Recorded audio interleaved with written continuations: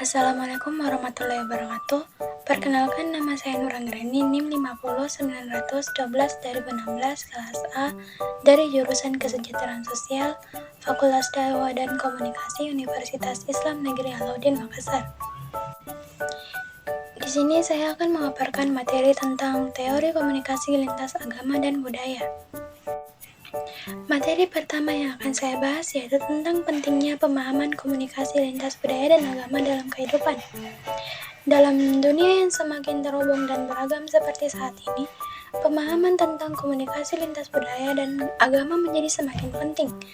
Komunikasi tidak lagi terbatas pada batas-batas geografis atau budaya tertentu, melainkan melintasi berbagai kelompok etnis, agama, dan budaya. Di tengah keragaman ini, memahami bagaimana berkomunikasi dengan orang-orang yang memiliki latar belakang budaya dan kepercayaan yang berbeda menjadi kunci untuk menciptakan hubungan harmonis dan produktif. Komunikasi lintas budaya dan agama tidak hanya tentang bahasa yang berbeda, tetapi juga tentang perbedaan nilai, norma, dan cara pandang. Misalnya, ekspresi verbal dan nonverbal yang dianggap sopan atau tidak sopan dapat sangat berbeda antar budaya. Selain itu, keyakinan agama dapat memengaruhi bagaimana orang memahami dunia dan berinteraksi dengan sesama. Pemahaman yang mendalam tentang komunikasi lintas budaya dan agama membawa manfaat yang besar, baik dalam konteks personal maupun profesional.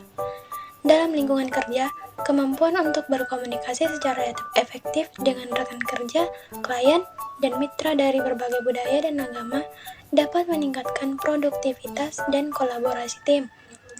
Di tingkat personal, pemahaman yang lebih baik tentang perbedaan budaya dan agama dapat mengurangi konflik, meningkatkan toleransi, dan memperluas wawasan kita tentang dunia.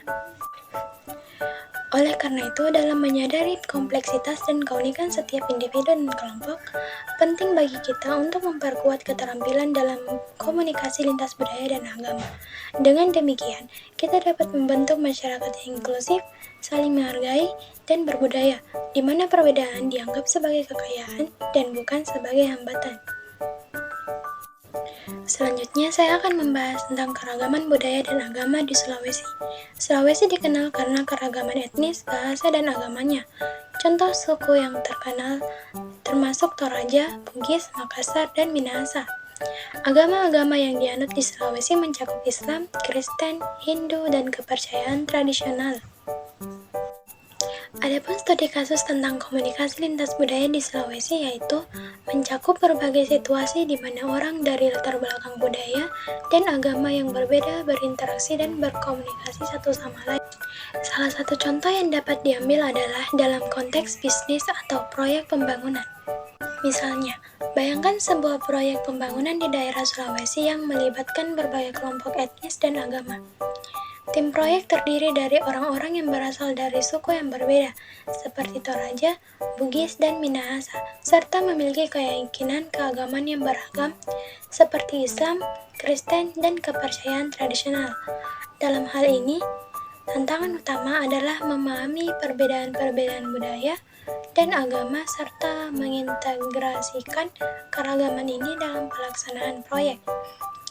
Komunikasi yang efektif menjadi kunci utama dalam memastikan bahwa semua pihak terlibat merasa didengar dan dipahami.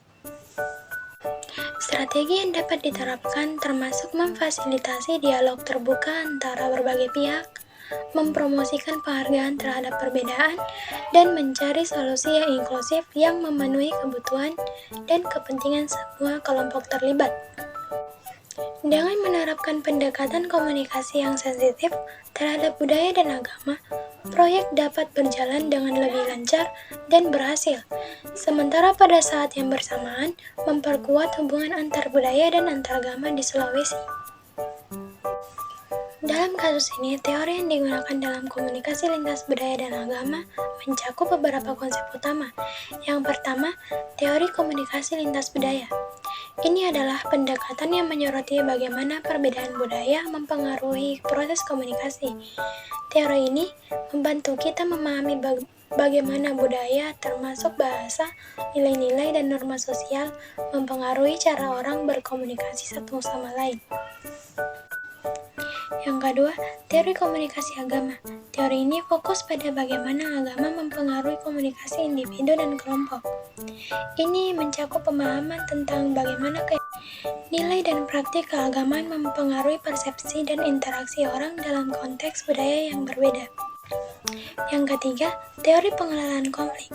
Dalam konteks komunikasi lintas budaya dan agama, teori pengelolaan konflik membantu dalam mengatasi ketegangan dan kesalahpahaman yang mungkin timbul akibat perbedaan budaya dan agama.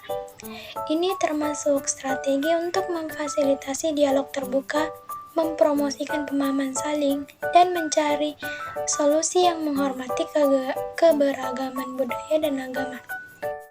Dengan menerapkan konsep-konsep dari teori-teori ini, dapat membantu dalam memahami, mengelola, dan memfasilitasi komunikasi yang efektif antara individu dan kelompok yang berasal dari latar belakang budaya dan agama yang berbeda dalam kasus-kasus seperti proyek pembangunan di Sulawesi. Itulah materi tentang teori komunikasi lintas budaya dan agama yang telah saya paparkan. Lebih dan kurangnya mohon dimaafkan karena manusia tidak ada yang sempurna. Billahi taufik walhidayah. Wassalamualaikum warahmatullahi wabarakatuh.